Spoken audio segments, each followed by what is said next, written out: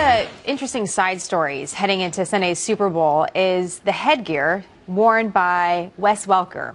And Wes Welker, for the Denver Broncos, great wide receiver, has been battling concussions throughout the 2013 season. And so he's sat out a couple games, and now he's wearing a different helmet. The one on the left is the Rydell Revolutionary Speed.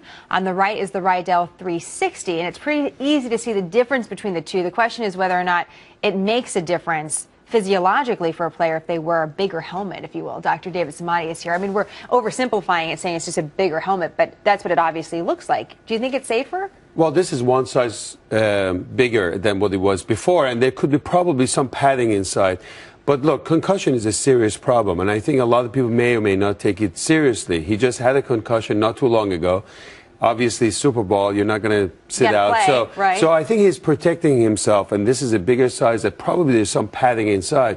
But look at this industry. If you look at like the last 50 years, a lot of things has happened from inside. They changed it from foam to gel to more paddings, airbags even inside, but not much has happened. Look at it. Not much has happened on the outside.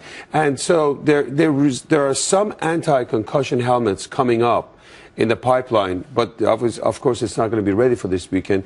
This is a way that he's going to protect himself. What I want people to know is that the bigger size is not always better, because you're going to have that bubble head kind of effect.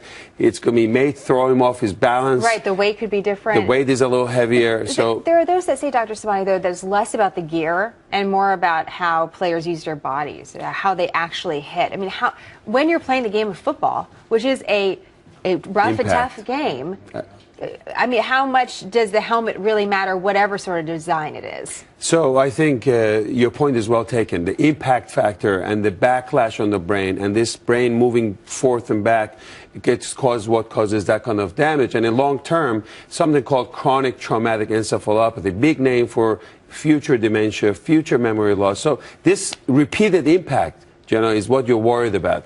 The helmet itself plays a role, but it's not going to be everything. These helmets that the players are wearing, it's kind of like gives the impact, distributes it equally around the brain. That's not so good. For our kids, the new one, this Guardian cap, I like it a lot because it has about 37 foams on the outside. So it has a padding inside, but also has it on the outside. It's called the Guardian cap. Guardian cap. That's a great one for kids because it's not heavier, it's not much bigger, but each one of those foams can absorb that force and not distribute it all over the brain. So that's a big advancement. And I think in the future we're probably going to see some more of these anti-concussion helmets in the pipeline. For now, I wish both parties. That's very fair and balanced of you. You know, John is a Broncos fan. I mean, we're rooting for Broncos also, but I didn't want to spoil it. You know. Dr. Samadi, thank you very much. Good to see you. And we're rooting for Wes Welker in particular. That's right.